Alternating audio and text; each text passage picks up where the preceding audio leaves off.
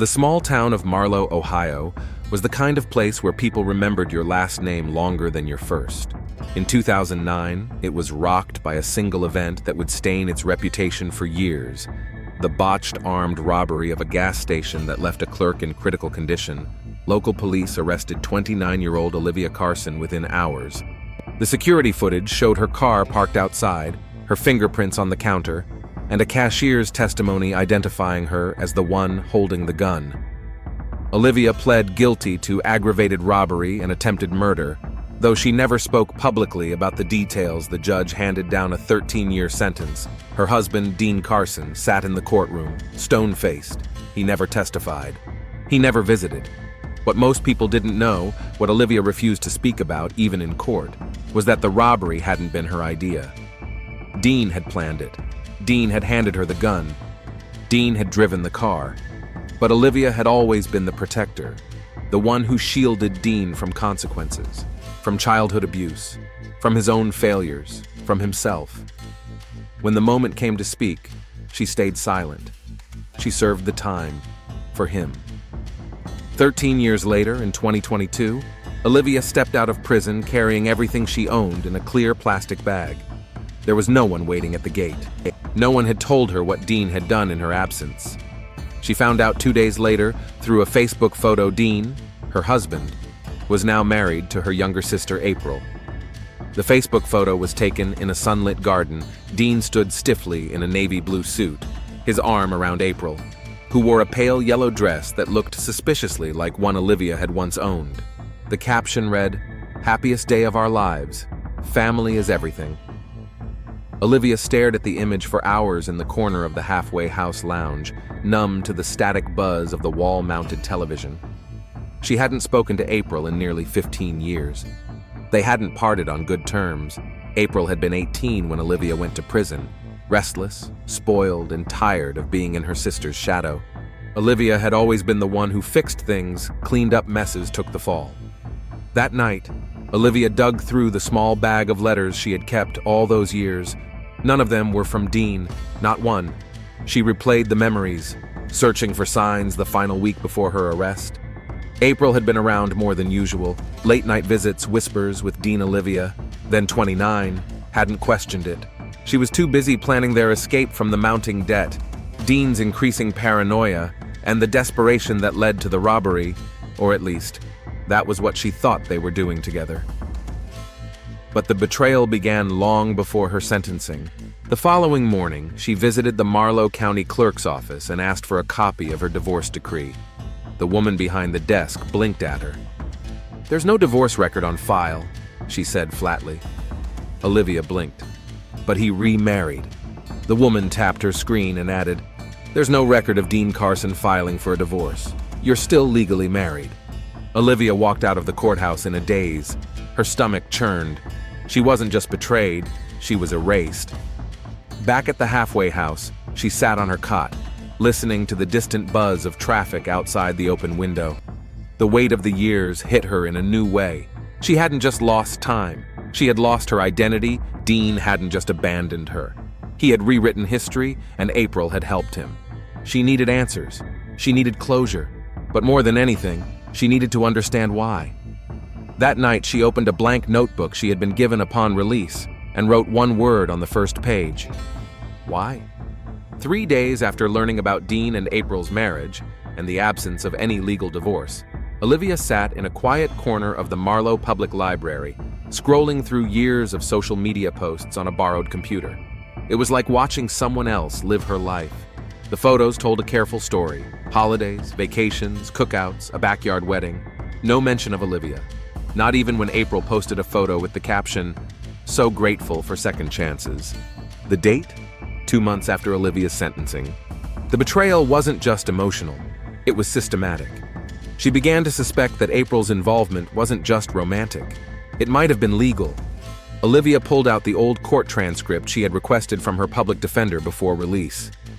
One name stood out in the witness list: April Carson. Her own sister had testified at her trial.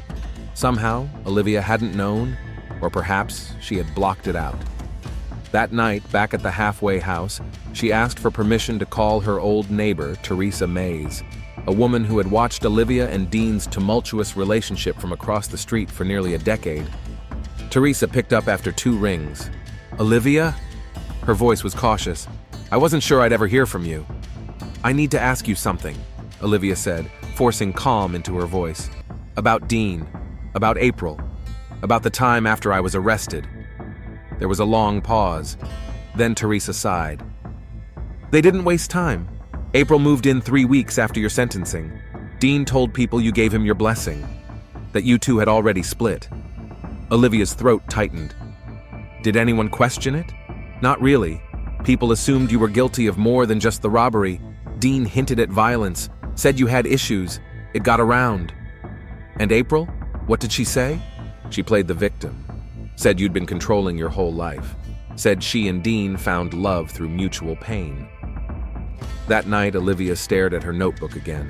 She wrote down a new list. April lied under oath. Dean rewrote history. They erased me. I let them. Then underlined twice. They need to see me again.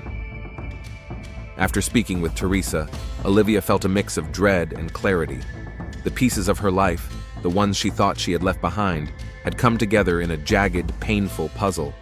April's betrayal had always been there, a distant, unspoken truth she couldn't confront in prison, but now it was undeniable. Her sister had been part of a conspiracy to strip away everything Olivia had worked to protect. Dean's smooth words about second chances and rebuilding together were lies, lies woven into the narrative that had left her behind. The next few days were filled with a quiet urgency. Olivia didn't know what she wanted from them, April, Dean, or even herself. But she knew she had to confront them. The life she had served time for had been stolen from her, and the reality of it gnawed at her. At the halfway house, Olivia had met a woman named Allison. They had shared the same cell block and had exchanged occasional conversations during yard time. Allison was just a few years younger than Olivia, but her story was different. She had served her time for a crime of passion, killing her abusive ex-husband in a moment of defense.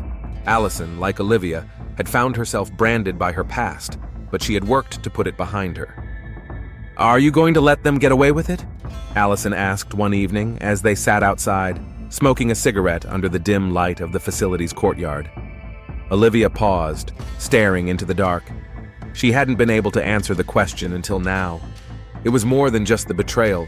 It was about reclaiming what was hers, her identity, her peace, her sense of justice. "I don't know," Olivia whispered, the words thick in her throat. "I don't know how to forgive them." "You won't, but you can make them understand. That's a start." The conversation with Allison planted a seed. Olivia knew what she needed to do next. She had to find Dean and April, confront them, get the truth. She called the Marlow County Jail to confirm that Dean was still living in town. The receptionist confirmed that he had recently been in for a minor traffic violation, but hadn't been arrested. He was free, living his life. April, however, was harder to track. The few phone numbers Olivia had for her sister were disconnected. She tried a social media search, but April's accounts had been set to private, likely after Olivia's release. The frustration built, but so did something else, a strange sense of power. Olivia had always been in the shadows of her family's expectations. She had been the fixer, the protector. Now, she was the one calling the shots, the one in control. That night, she sent April a message. She didn't know if April would respond, but she didn't care anymore. "I know what you did. You owe me answers. Meet me tomorrow. Alone." The morning was overcast when Olivia arrived at Marlow Park, the neutral ground she had named in her message. It was where she and April had once spent long summer days as teenagers, lying in the grass and talking about futures that no longer existed. She chose it deliberately, familiar, open, impossible to twist into something dangerous. Olivia sat on a weathered bench near the pond. It was quiet, except for the low murmur of wind and the creak of rusted swings swaying nearby. She didn't know if April would come. She didn't even know if the message had been read. But waiting was all Olivia had ever done. At 10:12 a.m., April appeared.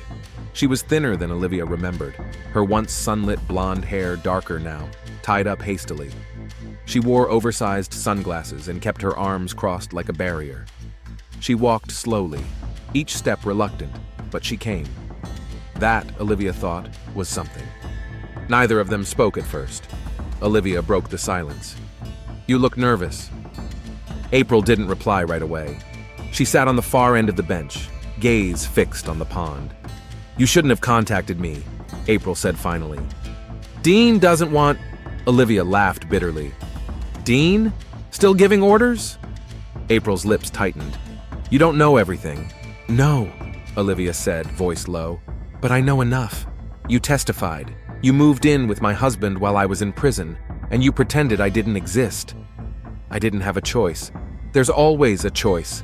April turned, finally meeting Olivia's eyes. "You don't know what it was like after you went away. Dean told everyone you'd gone crazy, that you were dangerous. He said you begged him to move on." Olivia blinked, her heart thudding. "And you believed him?" April looked away again. "At first? No, but then I stopped asking questions. It was easier." The silence between them swelled. Olivia's hands clenched in her lap. "He ever hit you?" Olivia asked. April hesitated, then, almost inaudibly, "Once." That single word shifted something. Olivia had come for confrontation, maybe even revenge. But now she saw something different, someone else caught in the web Dean had spun. April hadn't just replaced Olivia, she had been swallowed by the same lies. Still, forgiveness was a long way off. "You think I'm here for your excuses?" Olivia said, standing slowly. "You made your choice. Just know this. I'm not going away, not anymore." She left without looking back. Olivia returned to the halfway house that night in silence. She didn't speak to Allison. She didn't write in her notebook. She didn't eat. Her body felt like a container, full but numb. Everything inside her was shifting, tightening, hardening. The next morning, she took a bus to the edge of town. Dean still lived in the old house, the one they used to share. Teresa had confirmed that, and Olivia had memorized the route. She didn't get off at his street. Instead, she got off 2 blocks away and walked. The neighborhood hadn't changed much in 13 years. Trimmed hedges, cracked sidewalks, the same tired mailbox leaning at the corner. She stood across the street, behind the cover of an elm tree, watching. There was his truck, the blue Ford. There was the swing Olivia had put up herself when she thought one day they might have kids. And there was Dean, stepping out onto the porch with a cup of coffee, barefoot, relaxed, like none of it had happened. She felt her nails digging into her palms. Dean Carson had never paid for what he did. Later that day, Olivia went to the county records office. If Dean hadn't divorced her, as the clerk had said, there had to be a marriage license filed illegally, unless he had manipulated the paperwork. She requested both her own marriage certificate and any document filed under Dean's name in the last 15 years. The clerk was young, distracted, but cooperative. After some time, she returned with a puzzled look. "There's no marriage license filed for a Dean Carson after your certificate. He's still listed as married to you. No record of a second marriage." Olivia blinked. "Then how did he marry April?" The clerk shrugged. "He didn't. Not legally, not in this county anyway." It took a moment for that to settle. April and Dean's so-called marriage wasn't even real. The photo, the ceremony, the celebration, it had all been a show. Either they lied to everyone around them, or they staged something they couldn't legally follow through with. Was April even aware? That evening, Olivia found herself replaying Dean's face on the porch, his confidence, the way he still carried himself like the world owed him nothing and gave him everything. She knew then she would speak to him, not as a wife, not as the woman he manipulated, but as the person he betrayed, and the one person left who could destroy the story he'd spent 13 years perfecting. She called Allison. "Need a ride?" Allison asked, before Olivia even finished her sentence. It was nearly dusk when Allison pulled up outside the halfway house. Olivia climbed into the passenger seat, her hands tucked into the sleeves of her coat. She hadn't told Allison everything, just enough to justify the ride. Allison, intuitive as ever, didn't press. "You sure you want to go in like this?" Allison asked as they turned onto Meadow Ridge Avenue. "I don't have a weapon, if that's what you're asking. I'm asking if you're ready." People like him, they don't give up control. They'll lie with their last breath. I'm not looking for an apology, Olivia said. I want him to look me in the eye and lie. I want to watch him try. Dean's house looked the same in the fading light. Allison parked down the block. Olivia got out without a word and walked up the familiar path. The porch creaked under her steps. She rang the bell. It took nearly a minute before the door opened. Dean stood there barefoot again, his shirt untucked, a bottle of beer in his hand. For a long second, he didn't react, like his mind couldn't quite process what he was seeing. Then a smile broke across his face. Not joy. Something colder. Something practiced. Well, he said. Look what time dragged in. Can we talk? Olivia said. Her voice didn't shake. 10 minutes. Dean stepped aside. Be my guest. You want a beer? She walked past him into the house. The furniture was different, the walls repainted, but the air was the same.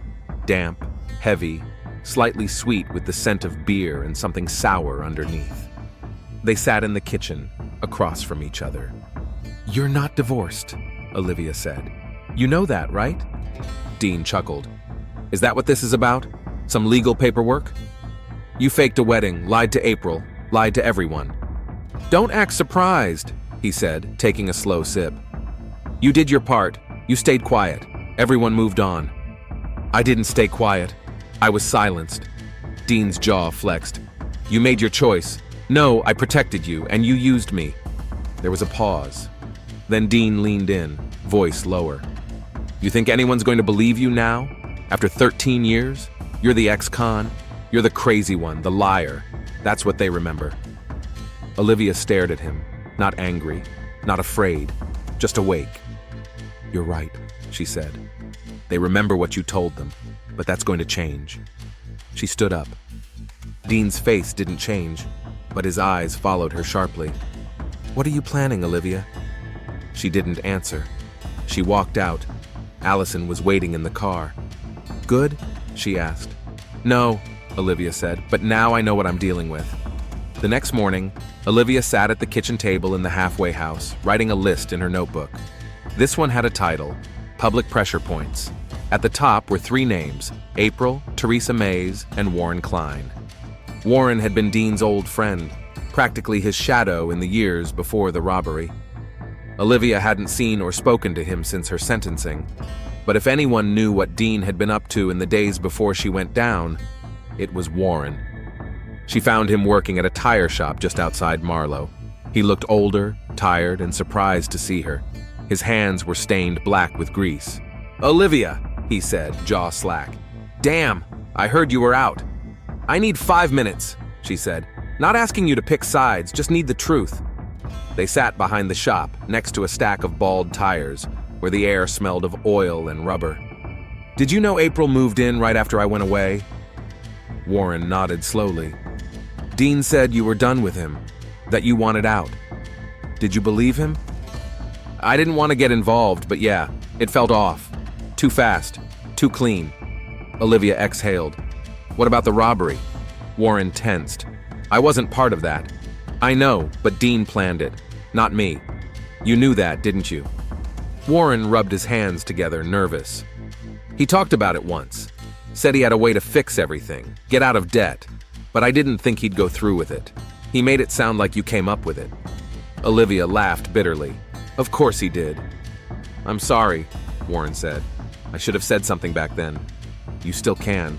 She left him with a name and number. He didn't promise anything, but she saw something crack in him. Maybe guilt. Maybe fear.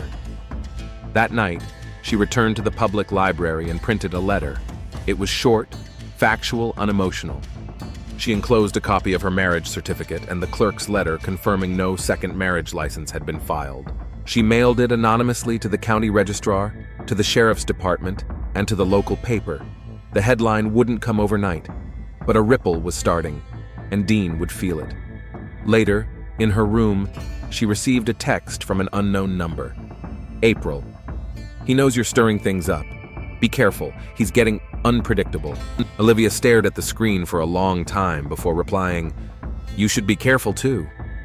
3 days passed. No news stories, no calls, no public reaction. Olivia began to feel the familiar ache of invisibility, the way truth, when buried too long, stops mattering to people. But she wasn't giving up. Then, late Thursday morning, Allison knocked on her door at the halfway house, holding a folded copy of the Marlow Sentinel. The headline wasn't on the front page, but it was there, printed in black and white on page 5. Woman released. After 13 years, claims husband never divorced her. Faked marriage to sister. The story was cautious, filled with the words allegedly and reportedly, but the paper had published it. They included the documentation Olivia had mailed and even quoted an anonymous source at the courthouse confirming there was no second marriage license. Dean's name was in the article, so was April's, and suddenly people were reading. That afternoon, Warren called. "I saw the paper," he said. His voice was tight. "He came by the shop this morning. Dean." Olivia sat down. "What did he say?" "He was calm. Too calm. Said I should be careful about getting involved. Said people with nothing to lose are the ones who do stupid things." "He threatened you?" "Not directly, but it felt like a warning." There was a pause. "I've been thinking about what I knew back then," Warren continued. "Dean asked me to help him case the place he robbed.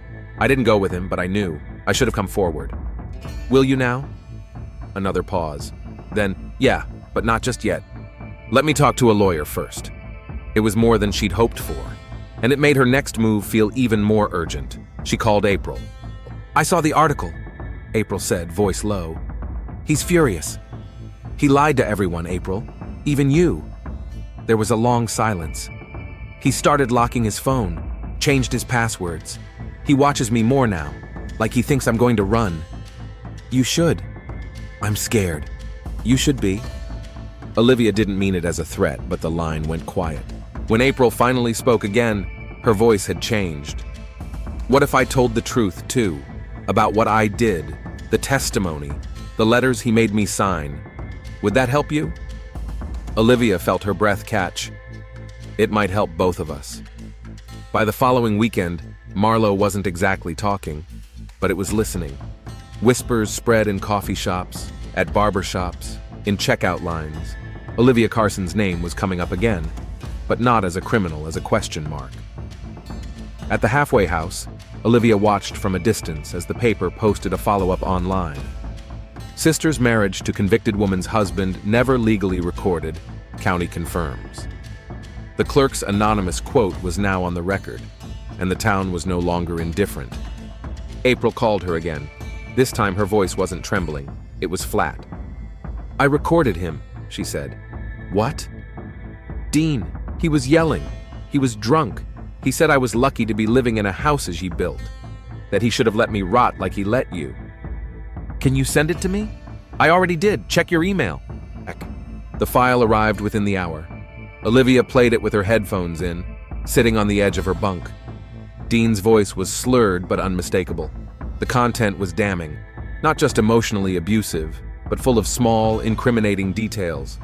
References to covering for her, to getting her to sign everything, and, most importantly, "You think anyone gives a damn what she says now, after I fixed her file?" It was vague, yes, but suggestive enough to reopen questions. Olivia forwarded the file to a reporter at the Sentinel using an anonymous account. Then she called Warren. "April has proof, a recording." Warren groaned. "He came by again today, just watched me from his truck. Didn't say anything, just stared." "Warren, you don't owe me anything, but if you stay silent, you're letting him win. Again." "I know," he said. "I'm calling a lawyer tomorrow. If I can do this with protection, I'll go on the record." "Thank you." Later that night, Olivia wrote in her notebook, "He's slipping. They're watching. He can't stop all of us." But she didn't write what else she was feeling, that something was coming. She could sense it in the air. Dean wasn't the kind of man to go down quietly, and if he felt the walls closing in, he'd lash out at anyone. The final text of the night was from April. "He asked if I talked to you again. I lied, but he's watching everything now. I'm scared again." It didn't take long. 2 days after the audio leaked, the Sentinel posted a story that caused the quiet town of Marlow to hum with something Olivia hadn't heard in years: tension. New audio surfaces in Carson case. Questions of coercion, forgery, and unlawful testimony emerge. The article didn't name April directly, but anyone familiar with the case knew who the voice belonged to. More importantly, the piece quoted an unnamed former inmate, Olivia's own statement, about being told to remain silent at trial to protect her husband. A picture began forming. Not perfectly, not legally, but emotionally, socially. Olivia was no longer just an ex-con. She was a wronged woman. By midweek, Warren officially filed a sworn affidavit with his attorney present. It was delivered to the Marlow County DA's office and the State Public Integrity Unit. The document included dates, conversations, and most damningly, Dean's plan to use Olivia as a shield for the robbery. That night, Olivia received a call from a blocked number. She answered. At first, silence. Then, Dean's voice. "You think this ends with a headline?" Olivia's hand clenched the phone. "No, but it might end with an investigation." A pause. "You think you're safe because people are reading your little story?" "I'm not the one who should be worried." "You were always dramatic," he muttered. "It was your best and worst quality." Before she could answer, he hung up. Later that evening, April called, shaken. "He found the file I sent you," she whispered. "He knows it came from me. I didn't mean to, but I left the tab open." Olivia's stomach dropped. "Are you okay?" "For now," April said. "He hasn't said anything, but he's watching me like I'm glass."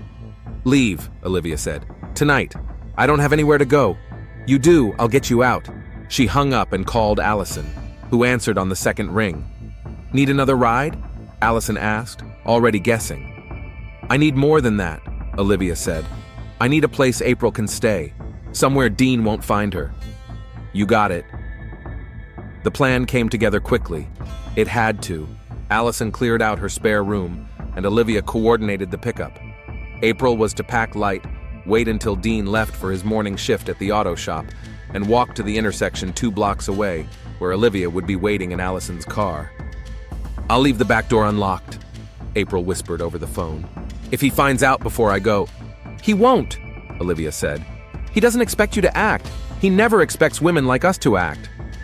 At 8:12 a.m., Olivia saw April turn the corner. She was wearing sunglasses, a hoodie pulled tight around her face. She walked quickly but didn't run. When she got into the back seat, she didn't speak. Her hands shook. Her face was pale. Allison drove. They reached the house on the edge of town, a modest 1-story near the train yard. Olivia helped April inside. The blinds were already drawn. There was food in the fridge, clean sheets on the bed. "You're safe here," Allison said softly. "He doesn't know me, doesn't know this place." April collapsed into a chair and began to cry. Olivia didn't comfort her, didn't speak right away. She just let her be. That evening, Olivia received an email from the journalist at the Sentinel A regional news outlet. Had picked up the story. A third article was scheduled for publication, this time focusing on possible prosecutorial misconduct in Olivia's original trial. The DA's office had issued a formal no comment, but a source inside confirmed that preliminary review had begun. The same night, Dean called again. Olivia didn't answer, but the voicemail came through. "You think you've won something? You're just making things worse for everyone. I've still got people. I've still got ways." Olivia played it twice, then forwarded it to the reporter. April's presence shifted the energy in the house. She barely ate, slept late, jumped at car doors slamming outside. Olivia knew the signs. They were the same ones she'd lived with for the first 2 years in prison, the sound of the past chasing you everywhere. On the third day, April came to Olivia's door. "I want to talk to someone," she said. "Not the press. Someone who can fix this." "I'll call the state investigator," Olivia said. "They've been waiting."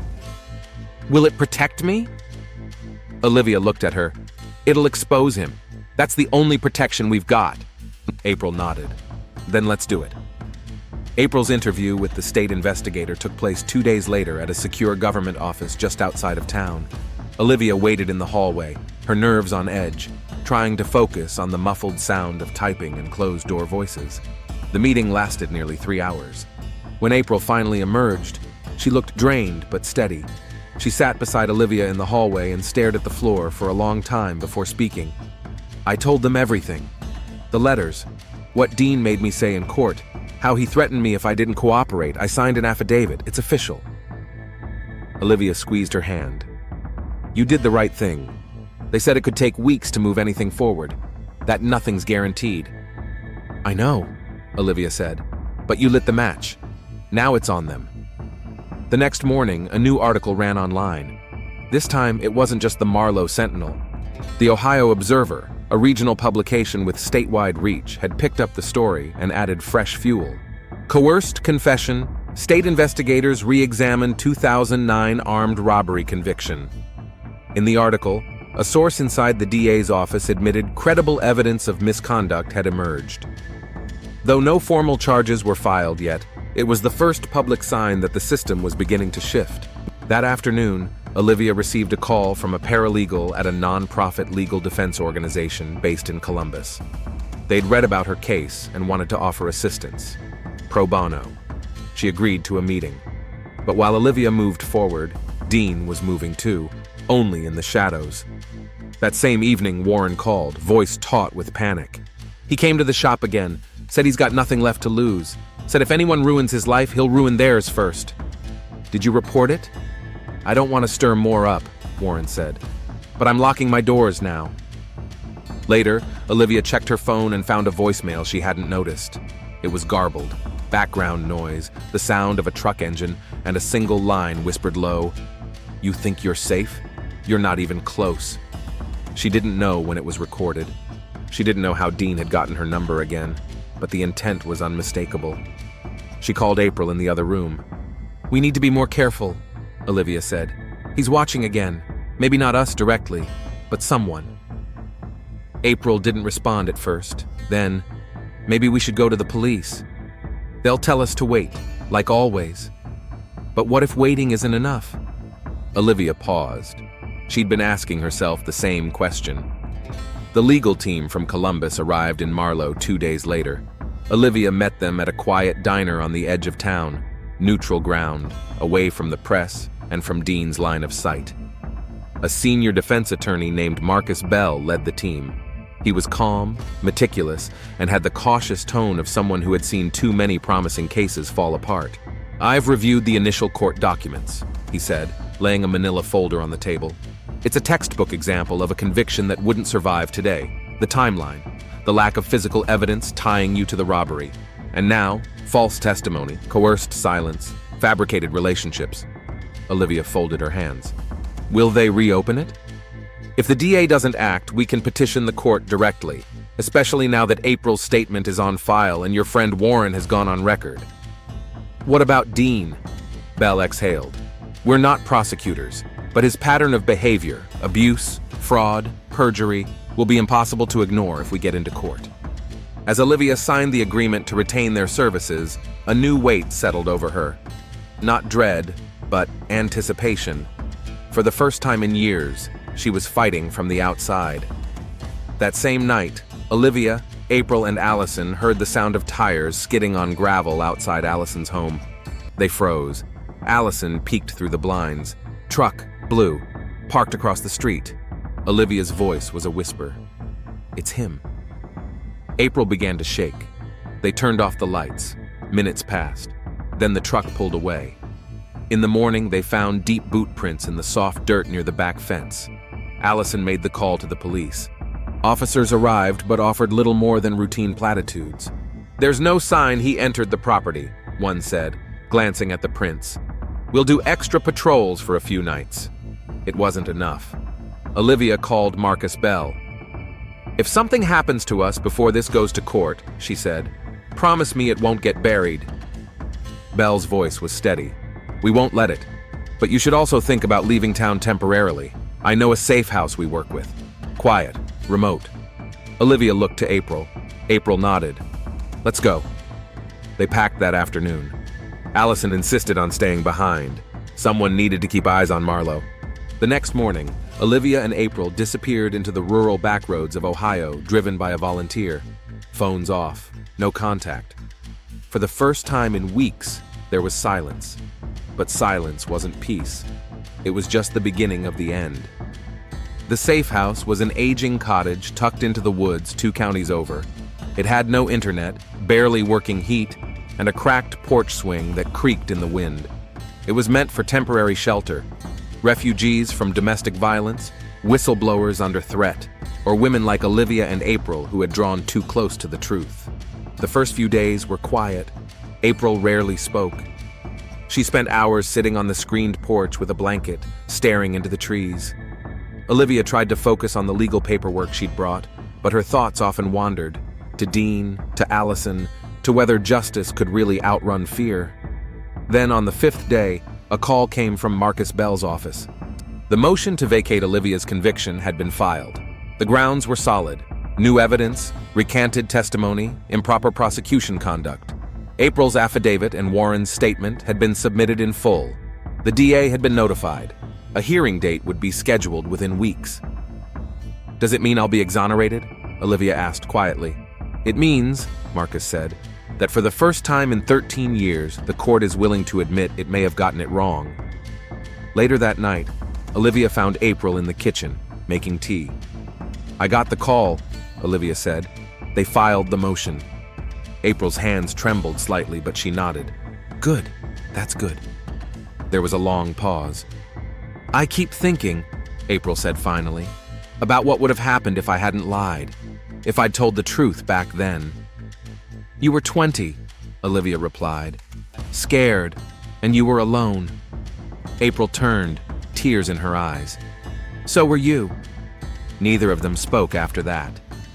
The next morning, Olivia stepped outside to retrieve a package dropped at the gate, legal files from her attorney. As she reached down, she noticed something strange. A second envelope, unmarked, tucked behind the gatepost. Inside was a single photograph. Dean, standing in front of a gas station in the nearby town. Handwritten on the back. "Nice spot. Could be anyone's turn next." Olivia froze. He'd found them. She ran inside, locked the door, and called Marcus, then the police, then Allison. Her hands shook too much to pour water. April sat across the room and didn't ask questions, just stared at the photo, lips parted in dread. Dean hadn't knocked this time. He didn't need to. He was reminding them. He knew how to wait, how to stalk, how to make fear louder than facts. They didn't sleep that night. Within hours of receiving the photo, the safe house was vacated. Olivia's legal team coordinated an emergency relocation. They were moved under escort to a private residence owned by one of the nonprofit's partners, a secured location in an unlisted area, heavily wooded and inaccessible by road without passing a gate. No phones, no internet, just a landline for emergencies. But silence wasn't safety. That night, April didn't sleep. She sat curled in an armchair, gripping a baseball bat they'd found in a closet. Olivia stayed near the window, watching shadows shift under moonlight. Both women had come too far to pretend this would simply blow over. The following morning, Marcus Bell called from a secure line. "The court has agreed to a hearing," he said. 3 weeks from today." "And if we don't show?" Olivia asked.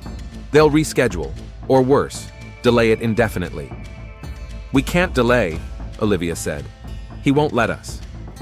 Later that day, local police confirmed they'd spoken with Dean about the photo, but said there was no direct evidence linking him to the safe house breach. "He denied everything," the officer said blandly. "No crime was committed." That same evening, Olivia found footprints again, this time by the back door. April finally broke.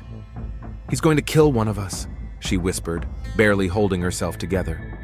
"It's not just fear anymore. I feel him like he's in the walls."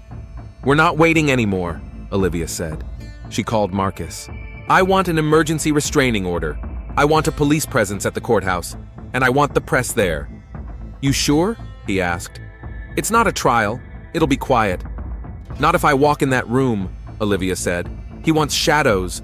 I want light." The legal team agreed. They filed for emergency protection, citing escalating threats, surveillance, and Dean's prior violent behavior. The court granted it, barely, but enforcement would depend on compliance, and Dean had never complied with anything in his life. Meanwhile, Olivia and April recorded a video statement with their legal team, detailing Dean's history, the threats, the cover-up, the abuse, and their fear of imminent harm. The video wasn't meant for release. It was a contingency plan. "If something happens to us before the hearing," Olivia told the camera, "make this public. Every second, every word." The file was encrypted, backed up, and held by their attorneys. That night, Olivia stood at the kitchen sink, staring into the dark woods outside. She had nothing left to prove, but everything to protect. She didn't ask April if she was ready for what came next, because Dean was coming, and this time they weren't running. 2 nights before the hearing, the woods were quiet. Too quiet. April barely slept. Olivia kept the kitchen light on and a flashlight in her pocket. The front door was locked. So were the windows. But Olivia knew locks only worked on people who respected boundaries, and Dean never had. The following morning, a deputy sheriff from the neighboring county arrived. He was polite, distant, checked the perimeter, logged a visit, then left with a rehearsed, "Call if anything happens." Something already had. That night, around 2:30 a.m., April shook Olivia awake. "Someone's outside." They crept to the back window. A figure moved through the tree line, slow, deliberate. Olivia reached for the landline, but it was dead. She didn't panic. She turned on the porch light. The figure paused, then disappeared into the woods. They stayed awake until dawn. At sunrise, a car pulled up, a rental sent by the legal team. The hearing would proceed. A private security guard would escort them. Olivia and April packed in silence. Both women understood that the courtroom wasn't just a legal arena anymore. It was the one place Dean wouldn't expect them to show up, not after everything. But that was the point. They arrived early. The courtroom was nearly empty. A journalist from the Ohio Observer sat in the back row, scribbling notes. 2 deputies stood by the door. Dean had not yet arrived. Marcus Bell joined them, files in hand, suit pressed. Olivia wore plain black. April clutched a folder with her statement inside. At 9:47 a.m., the back door opened. Dean walked in. No cuffs, no escort. Just a crooked smile and a casual stride, as if he were attending a town council meeting. He sat behind Olivia and April, a row back, as if daring them to turn around. They didn't. When the judge entered, everyone stood. The hearing began. Marcus opened with a calm, clinical presentation. Coerced testimony, new evidence, prosecutorial errors, a history of abuse. Then it was April's turn. Her voice trembled at first, but steadied as she spoke. How Dean isolated her, threatened her, made her lie in court. How she'd signed statements she never understood. How she feared for her sister's life, and now her own. Dean didn't flinch. When the judge asked Olivia if she had anything to add, she stood. "I served 13 years for a man who never looked back. Now I'm asking this court to look forward, and to see him for who he really is." As Olivia sat, Dean suddenly stood. "I'd like to say something," he said. The judge narrowed his eyes. "This is not your hearing, Mr. Carson." Dean smiled faintly. "Then I'll wait outside." He turned and walked out, slow and deliberate. The door shut behind him like a warning. Security followed. But no one breathed easy, because Olivia knew this wasn't the end. Not yet. It was 3 hours after the hearing when the decision came down. Marcus received the call from the courthouse and put it on speaker. "The judge has ruled in favor of the motion," the clerk said. "The conviction is vacated effective immediately. A new trial has been declined. The case will not be retried." Olivia didn't speak. April wept silently on the couch beside her. 13 years, officially erased. No apology, no formal acknowledgement of what had been stolen. But freedom finally, without quotation marks. They returned to Allison's house under armed escort. The nonprofit had offered continued protection for at least a week. April wanted to believe it was over. Olivia wasn't sure. That night, Olivia stepped outside for air. It was quiet, the kind of quiet she used to long for in prison. Then she saw the shape moving at the edge of the property. Her instincts fired before her thoughts did. She called out, "Dean!" He stepped from behind a tree, something glinting in his hand. She backed away, slow and deliberate. The porch light flicked on. April stood in the doorway. Behind her, Allison on the phone. Olivia saw Dean tense. Then headlights appeared. A second car pulling up. Security. Allison had called ahead. Dean looked at Olivia, jaw clenched. You think this makes you safe?" She didn't answer. A security guard shouted for him to drop what was in his hand. Dean didn't move. Seconds later, 2 deputies emerged from the car behind the security team, guns drawn. Dean dropped the object, a crowbar, and raised his hands. The arrest was fast and silent. No struggle. Dean was taken into custody for violating the protection order, stalking, and attempted assault. April collapsed on the porch. The next day, the local paper ran the headline, "Conviction overturned. Accused stalker in custody." The video Olivia and April had recorded was never released. It was sealed in a vault, now archived with their case file. Dean was denied bail. The prosecutor filed charges of witness intimidation, harassment, and unlawful surveillance. The final chapter hadn't ended in a courtroom. It had ended in a driveway, quiet, fast, irreversible. Olivia stood before the same judge 2 weeks later to finalize the expungement of her criminal record. "I was never the danger," she said. "I was the shield, and I broke." As she left the courthouse, April beside her, reporters swarmed. Olivia said nothing. She didn't need to.